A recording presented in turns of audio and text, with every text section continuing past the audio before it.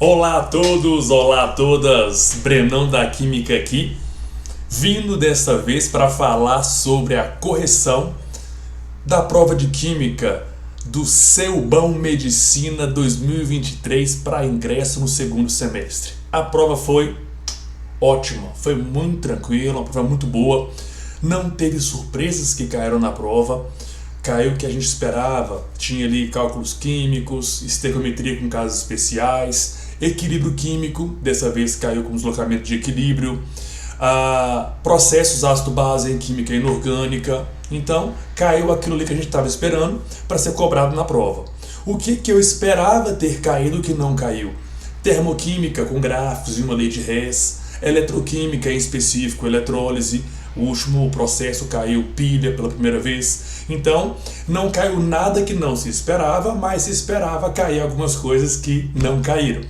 Vamos dar uma olhadinha para isso, ver como é que tá. Mas antes disso, peço que desde já você deixe o seu like, inscreva no canal e interaja com a gente para que possa propagar e auxiliar para que eu possa estar cada vez falando com mais pessoas sobre processos seletivos em Brasília, região e todo o país, né? Então dá o seu like, inscreva no canal e compartilha esse vídeo com seus coleguinhas. É assim que funciona, né? Das nossas 7 questões é sobre teoria atômico-molecular, cálculos químicos, que ele fala sobre o xilitol e ele questiona qual que é a massa de xilitol utilizada quando se aplica uma quantidade de matéria de 2,5 mol dessa substância.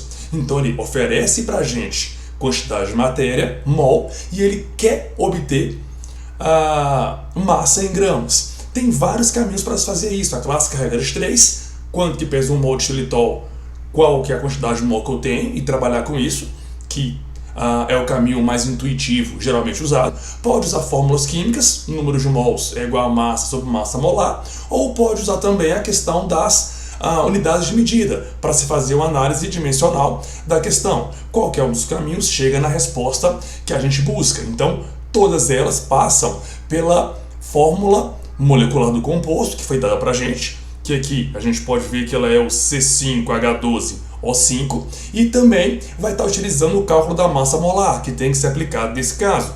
Então nós sabemos, na prova que oferece a tabela periódica ao final, né? Então nós sabemos que cada carbono pesa 12 gramas por mol, cada mol de carbono, nós temos 5 mols, pesam 12 gramas. A gente sabe que cada hidrogênio pesa 1, e são 12 hidrogênios, e cada oxigênio pesa 16, e são 5 oxigênios que se tem aqui. Então, ao se fazer esse cálculo da massa molar do xilitol, vai se obter 152 gramas para cada mol de xilitol. Ou seja, um mol de xilitol pesa 152 gramas. Uai, Brenão, então eu posso fazer aí a regra de 3? Uai, pode demais, ué. Um mol de xilitol pesa 152 gramas, 2,5 mols pesam X. Esse provavelmente é o caminho que a maioria dos alunos utilizaram para resolver, porque é o mais intuitivo. Ou você simplesmente pode pegar esse valor, 152 gramas para cada mol. Então, se são 2,5 mols, é só nós pegarmos isso e multiplicarmos por 2,5. Porque nós temos 2,5 mol de xilitol. Então, ao perceber isso, como é que você pode estar trabalhando aí? Ué, eu sei que 1 mol pesa 152. 2 mols vai estar pesando 304. Mas a metade de 152, 76, vai dar em torno de quanto? Você pode fazer isso na calculadora, só que não tem nada da prova, né? Ou fazer no braço. Mas todos eles vão te caminhar para a resposta de 380 gramas de xilitol, ou se você preferir, 3,8 10 ao quadrado gramas de xilitol. Gabarito letra C de você vai passar o lelê o lalá, que nem fala o meu amigo Esbrobo aí, né? Tranquilo, pessoas? Então, vamos para a segunda questão. Só lembrando, né, qualquer outro caminho que você faça na questão 34 iria ser bem resolvido também. Qual que é o melhor caminho então, Brenão? Óbvio, o melhor caminho é o que você acerta Ah, mas ele é um pouco mais longo. Tudo bem. É melhor você acertar demorando um pouquinho mais do que errar rapidinho, beleza? Caso esteja desenrolando bem, aí sim aprimora a estratégia para uma mais eficiente. Vamos lá para a segunda questão das nossas 7 questões. Essa segunda questão que a gente tem aqui é classificação de reações inorgânicas. Normalmente, a gente classifica as reações em ácido-base ou oxirredução. E é isso que ele faz aqui na questão 35. Olha o comando da questão. Ele fala, representam uma reação de oxirredução e uma reação de neutralização, respectivamente, às equações. Muita gente ia querer calcular o NOx de todo mundo aqui para fazer essa questão e tentar acertá-la. Qual que é o grande pulo do gato, como pode-se falar, né? Qual o grande macete, a melhor estratégia que pode ser feita para se determinar qual é o processo de oxirredução? Se você bem se lembra, uma reação de oxirredução é aquela em que há transferência de elétrons, ou seja, é aquela em que há variação de NOx das espécies envolvidas. Se eu tenho uma substância simples que se transforma em uma composta, eu vou ter algo de NOx zero indo para algo com NOx diferente de zero. Ah, mas para quanto que foi, Breno? Não importa. O que importa é que variou o NOx. Variando o NOx é um processo de oxirredução. Então, se eu tenho uma substância simples que virou composta nos produtos, ou uma composta que virou simples nos produtos, isso já é uma afirmação, já é um indicativo de que houve variação de NOx. Logo, é um processo de oxirredução. Nesse nosso caso aqui, eu vou marcar em amarelo as nossas reações que são de oxirredução. Se você notar, na equação 1, a gente tem um oxigênio, que ele está aqui numa substância composta, no nitrato. Deixa eu só marcá-lo aqui, se você ver, ele está aqui o oxigênio, no nitrato. Nesse caso é o nitrato de cobre 2 que a gente está tendo. E ele está apresentado como uma substância simples aqui. Então, a nossa equação 1 é um processo de oxirredução. Vou marcar uma aqui em amarelo, porque é de oxirredução. Logo, pode ser a opção B, pode ser a opção C. Vamos para o item 2. No item 2, eu tenho aqui o cobre metálico, que é uma substância simples, com NOx zero, virando um composto, que não é uma substância simples, que ele está no nitrato de cobre 2 aqui. Ou seja, ele foi de uma substância simples para uma composta. Logo, a equação 2 também é um processo de oxirredução. Então, a opção D também é uma possível resposta que a gente tem para... Deixa eu marcar aqui, né? Tá.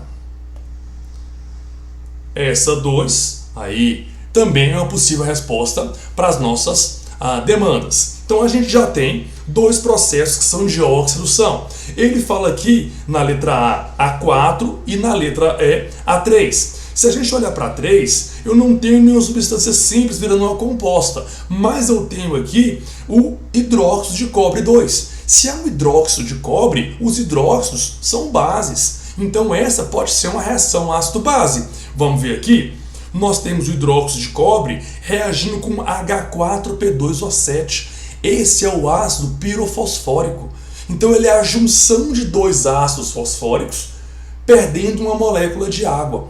Nesse caso, a gente tem uma reação entre um ácido e uma base. Então, nós temos que essa reação 3, ela é uma reação ácido-base. Então, eu não posso ter ela como um processo de oxirredução, porque não houve variação do NOx. Ai, Brenão, isso foi um processo que é de oxirredução e ácido-base? Não é. Se você não acredita, calcule os NOx aí e coloque nos comentários do vídeo para ver que o NOx não variou de nenhuma espécie. Vou marcar em azul aqui então esse processo que é ácido-base, que é o terceiro. Então a gente pode ter na segunda opção um processo ácido-base. Ué, Brenão, eu já vi ali que na opção D a gente está tendo um processo que é de oxirredução e um que é de ácido-base. Então a letra D é a resposta? Exatamente. A letra D é a resposta de Duda linda do papai, a minha filhota. Beleza, pessoal? Questão boa, bem elaborada. Citou um ácido inorgânico que é pouco recorrente em processos recentes. que é o ácido pirofosfórico. O ácido fosfórico tem essas relações de juntar mais de uma molécula dele, né, para poder ser desidratado, para formar o ácido ortofosfórico, pirofosfórico, metafosfórico, que são as expressões que pode se ter, mas que é pouco utilizado. Bacana? Tendo mais dúvidas sobre a questão, só mandar mensagem pra gente aqui, ou pelo Instagram, né, ou nos comentários, que eu respondo vocês, tá legal? Vamos para a próxima questão, que é a terceira das nossas 7 questões que vão ser desenvolvidas. Na questão 36, ele vai abordar sobre catalisadores e fórmulas químicas. Vamos lá para o comando da questão. O formol pode ser obtido por meio da reação que emprega platina como catalisador. A função do catalisador na reação e a fórmula mínima do fenol são... Lembrem, pessoal, o catalisador tem uma série de características e propriedades. Não é a primeira vez que o seu BAM fala sobre isso. Assim como o Enem, assim como diversos vestibulares ao longo do país. O que um catalisador faz? Um catalisador é uma substância que faz com que a reação ocorra por um outro caminho. E esse novo caminho da reação tem uma energia de ativação menor. Logo, é uma reação mais rápida. Mas como é que isso vem sendo cobrado nas bancas desde sempre? Eles afirmam assim: o catalisador diminui a energia de ativação. Assim que eles cobram, como aqui a VUNESP cobrou nessa questão. Se você olhar nas opções que a gente tem, a opção que traz para a gente que ele vai reduzir a energia de ativação é somente a opção A. Então, se você olhar aqui, ó, catalisador tem como função reduzir a energia de ativação da reação. Então, se ele é a única que vai trazer isso para a gente como opção, é a única resposta correta. Brenão, mas e o resto da questão que pede a fórmula mínima do fenol? Pode ver que a fórmula mínima dele é igual à sua fórmula molecular. Mas sendo essa a única opção a falar da parte correta do catalisador, é a nossa resposta certa. Letra A de amor. Um estado de demência que dura de 18 a 12 meses, 18 meses, segundo os especialistas, né? É assim que falam. Isso é uma brincadeira, tá, pessoal? Então já temos aí a questão 36 também gabaritada. Vamos para a próxima, que é a questão número 37. Na questão de número 37, ele vai estar trazendo para a gente aí a questão de estequiometria, com um caso especial de rendimento. Então ele fala sobre o carbonato de cálcio, que é muito recorrente em processos seletivos. Então lembra que ele está presente em exoesqueleto, na casca do ovo, no mármore. Então ele é muito cobrado em vários processos seletivos. Nesse caso aqui, ele está falando do calcário, que tem como seu principal componente o carbonato de cálcio. Ele dá para a gente a massa molar dessa substância, está aqui, ó, carbonato de cálcio, e fala para a gente a sua massa molar. Vamos lá. Agora sim. Então, trazendo para a gente, ó, carbonato de cálcio, massa molar 100 gramas por mol. E aí ele dá para a gente a reação do processo também, que é maravilhoso, em especial ainda, balanceada. Adicionando-se 30 gramas de calcário com teor de 90%, ou seja, 90% de pureza em carbonato de cálcio, a essa reação, a massa de íons cálcio formada será D. Então aqui a gente pode fazer de duas maneiras. Eu posso calcular qual que é a massa real de carbonato de cálcio antes, ou seja, 30 gramas é 100%, 90% é X. É a possibilidade que pode ser feita, mas ela acrescenta uma etapa a mais no cálculo estequiométrico, o que eu não recomendo, porque quanto mais etapas, maior a chance de erros bobos, tipo 3² igual a 6, que você faz na hora da prova por tensão, né? Erros bobos que depois você lamenta muito. Eu sugiro incrementar tudo em uma única regra de 3. Então a gente vai lá. A primeira linha da regra de 3, a gente coloca como sendo referente ao que nos é fornecido, a referência. Então a gente tem que a massa de um mol de carbonato de cálcio, ou seja, 100 gramas de carbonato de cálcio, CaCO3, vai estar fornecendo para a gente 40 gramas de cálcio. 40 gramas de cálcio mais 2, que é o cálcio ambivalente do cálcio. E ele oferece para a gente 30 gramas de cálcio com 90% de pureza. Então, caso eu tenha 30 gramas com 90% de pureza, porque aqui nós temos que esse 0,9 é os 90%, que é o nosso teor, que se refere à pureza. Vamos pôr assim. Opa, que tá tremendo, hein? Que é a pureza. Nós temos então que será então gerado nesse processo qual massa de cálcio.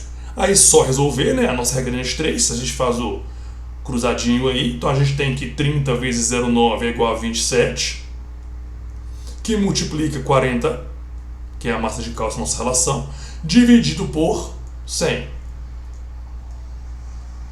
Se quiser, você pode dividir aqui, aí vai dar 4 vezes 27. E se a gente relaciona 4 vezes 27 no nosso processo, isso vai dar 10,8 gramas de cálcio mais 2. 4 vezes 7, 28, vai 2, 4 vezes 2, 8, com 2, 10, né? Então 10,8.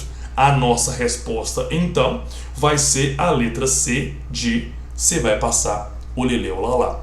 Na minha opinião, essa foi a questão mais trabalhosa que teve, que pode ter maior índice de erro em relação às pessoas que fizeram esse processo seletivo. Uma questão boa, bem abordada, com o clássico carbonato de cálcio.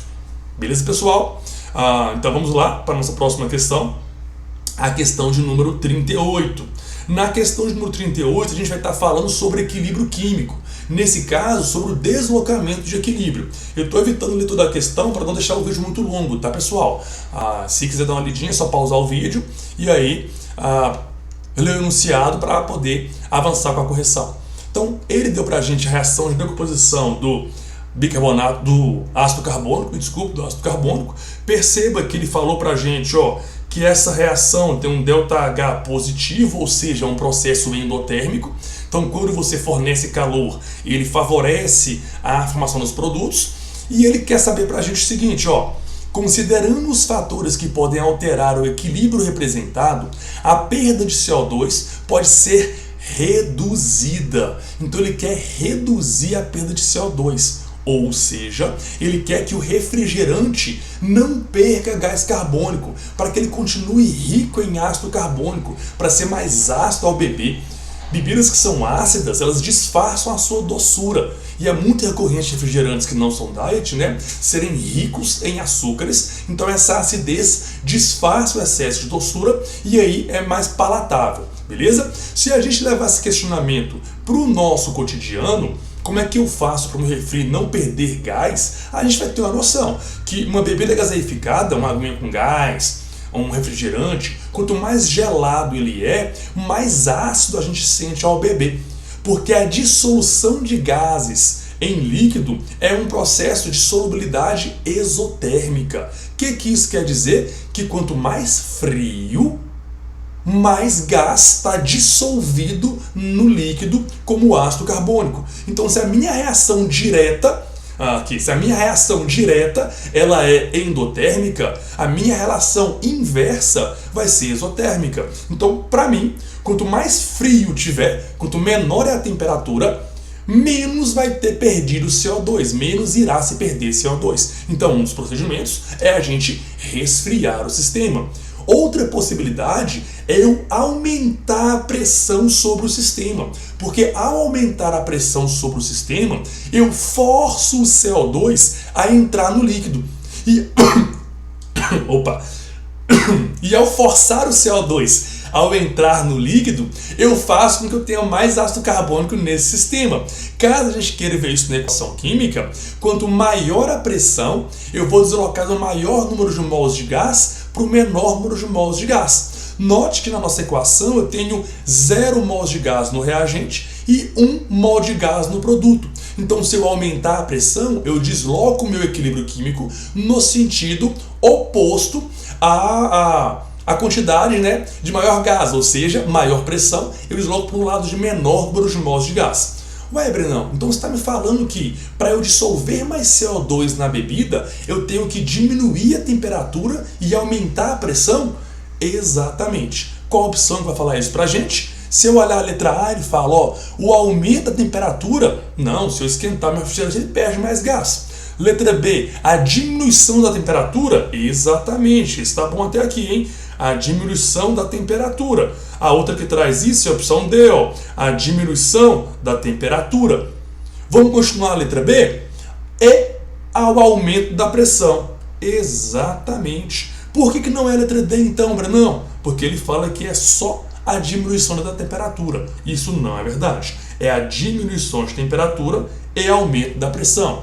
Beleza? Questão conceitual, qualitativa, mas dentro do arcabouço esperado a ser cobrado pelo seu bom nesse processo seletivo. Bacana, pessoal? Vamos lá, hein? Vamos agora para a nossa penúltima questão, que é a questão de funções orgânicas e classificação do carbono. Olha o que a gente tem aqui. Nós temos 3 substâncias presentes no chocolate. Ele fala aqui pra gente do chocolate, dessa composição, tudo mais, né? Pode assistir se quiser ler a questão como um todo.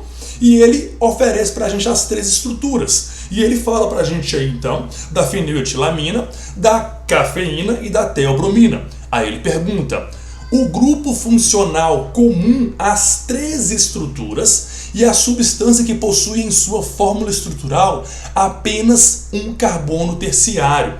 Então note que ele quer a função presente nas 3 substâncias. Se você olhar para a feniletilamina, ela tem só uma função orgânica, que está aqui, ó, marcado por esse NH2, que é uma amina primária nesse caso. Então, se ela é uma amina e essa molécula só tem a amina como função, vamos escrever certinho aqui.